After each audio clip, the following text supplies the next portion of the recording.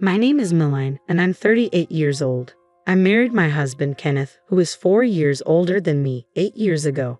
My life took a dramatic turn when my beloved father passed away due to illness, leaving me with a substantial inheritance. I used this fortune to purchase a new house, which I adore. The scent of fresh wood brings me comfort. I often think that my father would be pleased to see this new home. Our old house, where my father lived alone after my marriage and my mother's passing, was just a 15-minute walk from our apartment. Following my father's fall a few years ago, he passed away recently. With the inheritance, I decided to demolish the old family home and build a new one. I've always believed that even though the old house is gone, the happy memories will remain in our hearts. Kenneth often echoed my father's words about building a new home as a way to start afresh. At first, I thought Kenneth was just trying to cheer me up, but it soon became clear that this wasn't the case. Kenneth, I need you to fill out the divorce papers and submit them to the appropriate place. Divorce papers? What do you mean? I asked, bewildered. Yes, exactly that. We're getting divorced. I want you to submit the divorce papers. This is not a joke. I never intended to live with you in this house. This new home, built with your father's inheritance, is meant for my mistress. She and I will be living here together. His words were astonishing. Mistress, you've been cheating on me. Yes, if I had met her before I met you, I wouldn't have married you. She's different, cute, kind, and genuinely loves me. We've been together for about 6 months. She approached me knowing I was married, but she didn't mind. She's happy just being with me and says the sweetest things. I should never have married someone as serious and uptight as you. Coming home to you was never enjoyable. He continued, I've decided to take this house as alimony. After 8 years of marriage without children, what benefit is there in staying married to you? I was overwhelmed and sought comfort from Kenneth, only to be met with unexpected blame. You're acting like a victim, but this is all your fault. If you had fulfilled your role, no one would stray. It's your responsibility that men are drawn to other women. You're to blame for the affair, the divorce, and losing the new house. It's wrong to play the victim or to resent me for this, he asserted. He claimed his infidelity was my fault and then handed me an envelope. What's this? I asked, puzzled. It's your alimony. I don't want any hassle later, so I'm giving it to you now. Be thankful. Inside the envelope was $1,000. As he took the new house, built with my father's inheritance, to live with his mistress, he tossed me the money. I calmly returned the envelope.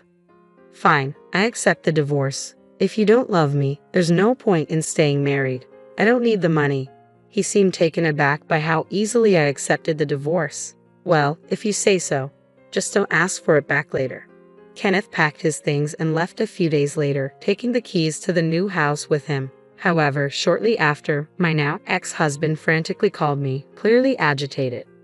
What did you do? The police came to the house, talking about warrants and charges of trespassing. What's going on?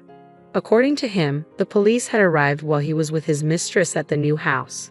Hello, we're the police. You understand why we're here, right? The police? What for?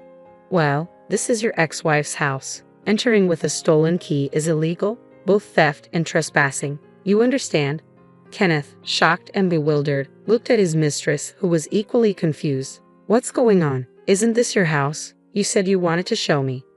Be quiet and stay out of this. Sorry to interrupt your domestic dispute, but we have a warrant. Could we discuss this at the station? Caught between the police and his mistress, Kenneth called me in a panic. Why is this happening all of a sudden? What did you do? I haven't done much. I simply reported that my house keys were stolen and that strangers were in my home. It's only natural to call the police. I promptly filed the divorce papers, reverted to my maiden name, Milline Baker, and reported the situation to the police. This is my house. Didn't you agree to give it to us as alimony? Kenneth argued. I never agreed to that, I countered. It's convenient for you to twist things to fit your narrative. Are you joking? How can you think that house is yours? I'm the one on the house contract. I paid for it with my inheritance from my father.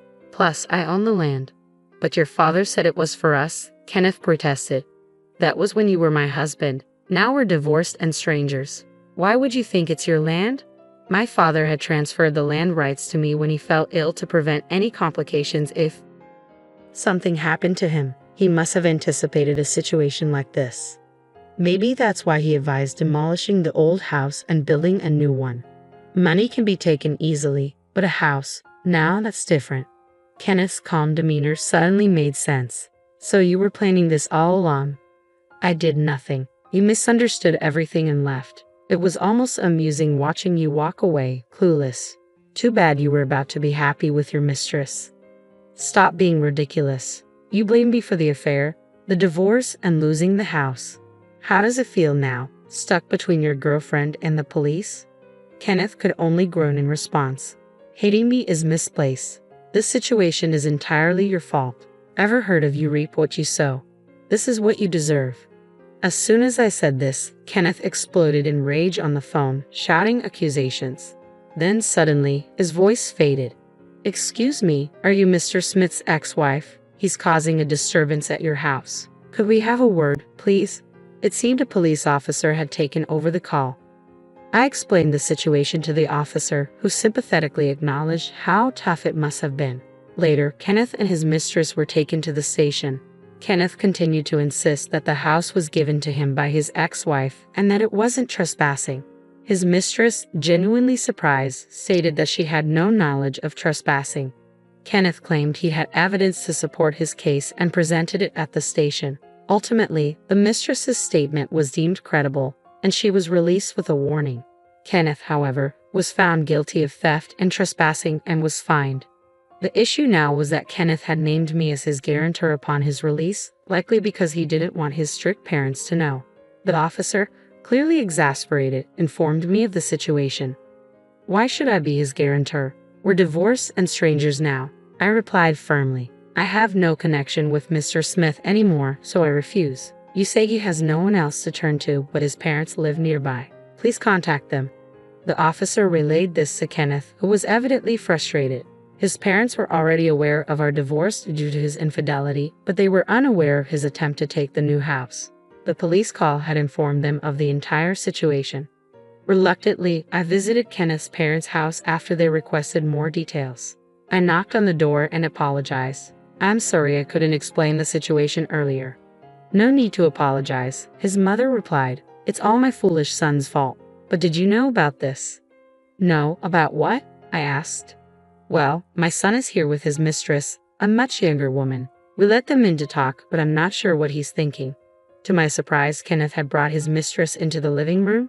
The scene was as described: Kenneth, the young woman, and my stern-looking father-in-law, Tom.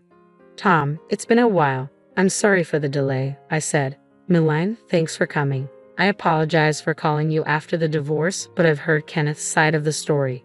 However, I can't fully trust someone who's been arrested for trespassing.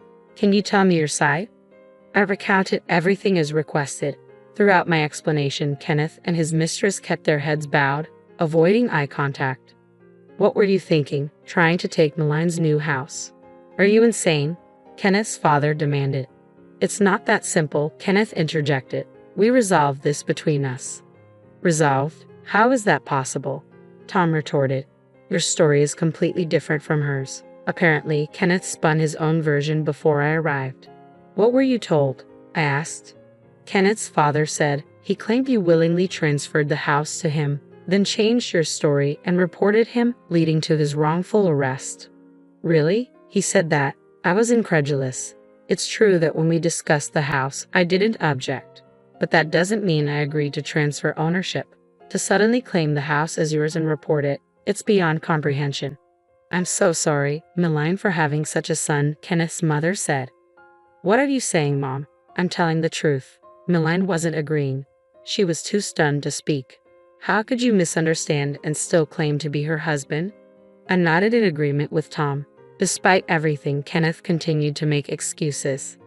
Anyway, you never mentioned owning the land. If I'd known, I wouldn't have done this. If I had told you, you'd have found another excuse to do the same thing, I replied. How can you say that? Were you spending a lot on her? Kenneth asked, gesturing towards his mistress. No, why would you think that? I responded. Right after our divorce, I happened to run into one of your colleagues. When I mentioned the divorce, I received some shocking information that left me reeling. Figures, Kenneth's colleague said, looking uncomfortable. No offense, but I thought it might happen. What do you mean? Didn't he tell you? I asked. The colleague shifted uncomfortably before spilling everything. I should have mentioned this sooner, but I wasn't in a position to tell you.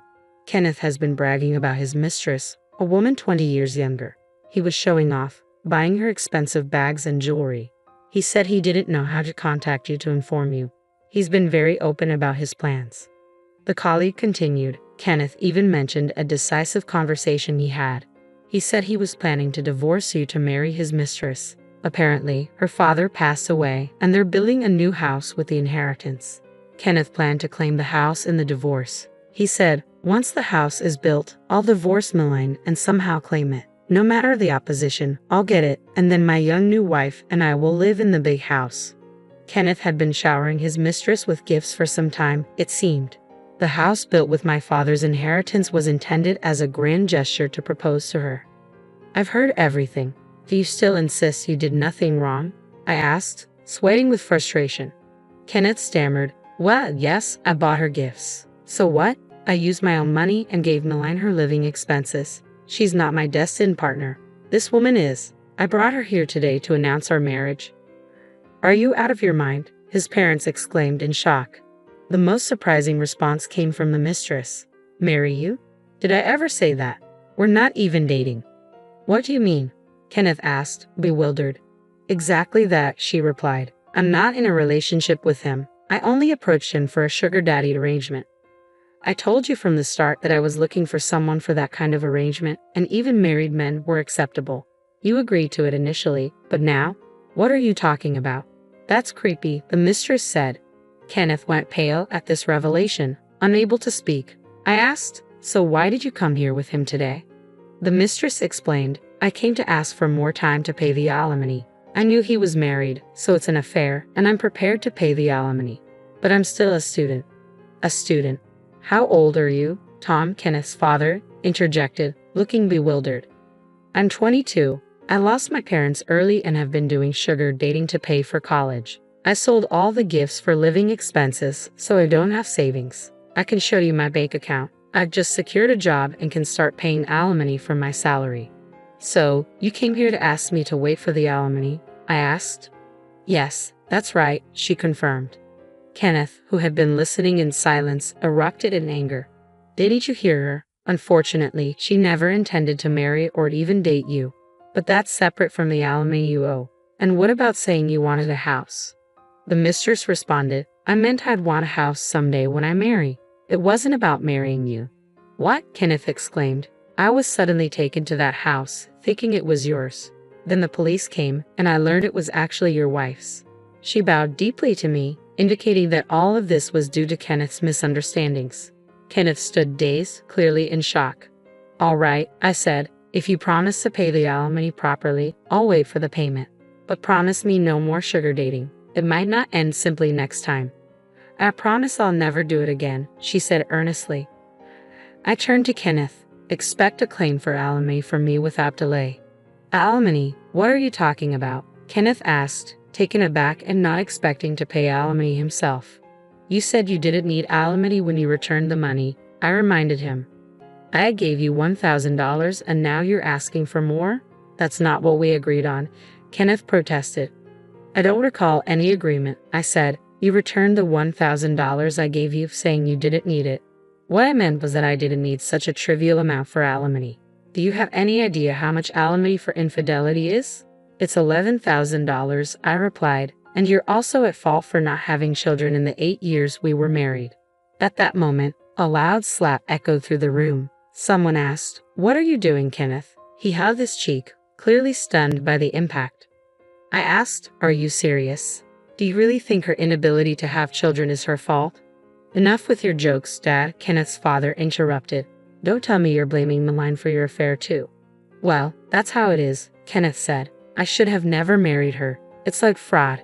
How could you think that? I challenged. Your parents wanted grandchildren. If she couldn't get pregnant, they thought it was better to split up. That's why I chose her. If you truly believe that, Kenneth's father said, then we must have raised you wrong. It took your mother 10 years to conceive you. She was heartbroken hearing about others having children quickly and went through intense treatments until you were born. Did you think pregnancy is solely the woman's responsibility? Is that why you could cheat so easily? If you really cared about her, you wouldn't have done what you did. This isn't Maline's fault, Kenneth's father continued. It's all due to your thoughts and actions. I was learning this for the first time too. Kenneth's mother, Jane, had struggled for 10 years to have him. Tears streamed down her face as she silently listened. Carly, Tom said, leave this house now. Why? Kenneth asked, bewildered. You're a long-awaited son. I can't bear to look at you now, Tom said. Don't come back until you truly understand your mistakes. Where should I go? Kenneth asked. Back to our apartment. That apartment has already been canceled, I said. With the new house, there was no need to keep it. I canceled it right after reporting to the police. There's no place for you to return. Kenneth was shocked to realize he had nowhere to go. In frustration, he started blaming his mistress. It's your fault. All the money I spent, and now you say you never intended to marry me. It's fraud.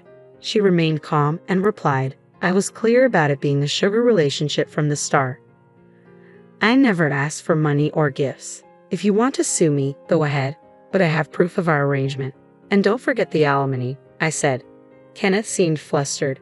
Wait, please wait. I contacted his parents with her and then left their house. Later, I hired a lawyer and sent a demand letter for the alimony. I didn't send it to his parents' house, knowing he no longer lived there. Why is it being sent here? Kenneth's workplace receptionist asked as she looked at the letter. It's possible to send such documents to both residential and employment addresses, I explained. This is regarding the alimony. Is that what this is about? She asked, noticing Kenneth's pale face. You look so shaken. Didn't you inform him? I did, I confirmed. I just told the truth. No one asked me to keep quiet. It's his own doing. The arrival of the demand letter at Kenneth's workplace spread news about his actions, including his sugar dating and the subsequent loss of everything. Overcome with embarrassment, Kenneth couldn't handle the gossip and resigned, claiming he was leaving on his own terms. His troubles didn't end there. He sought free legal advice, claiming he was a victim of marriage fraud. The response was discouraging. We see cases like this, but with the evidence you provided, it's not considered fraud. You agreed that it was a sugar relationship from the start. The advisor said, if you developed feelings later, that was one-sided. We won't stop you from suing, but it's likely a waste of money. Kenneth decided not to pursue the lawsuit based on this advice. Eventually, he came to me, defeated. I don't know what I was thinking. I overlooked how important you were even after 8 years together. I promise this time, I'll make you happy and won't be distracted by anyone else, he pleaded. Naturally, his plea over the phone didn't sway me. My response was resolute. I refuse. Why? After all this begging, I realized over these 8 years that you are a terrible person. You try to blame everything on me and take what's mine, then shamelessly come back after losing it all. What benefit would there be for me to reunite with someone so selfish? Kenneth protested. You don't have to put it that way. You once said the same things to me. Anyway, never contact me again, I said firmly, though given your situation, I doubt you can. I hung up, deleted all his contact information, and changed my phone number. However, a few days later, something unexpected happened. Your ex-husband came to the house the other day, one of the neighbors said. We had to chase him away after he caused a commotion. What was he thinking? I asked, astonished. The neighborhood ladies who were aware of the situation pretended to call the police to drive him away. Since then, I haven't seen him. I don't know where he is or what he's doing, but I'm confident he isn't leading a happy life.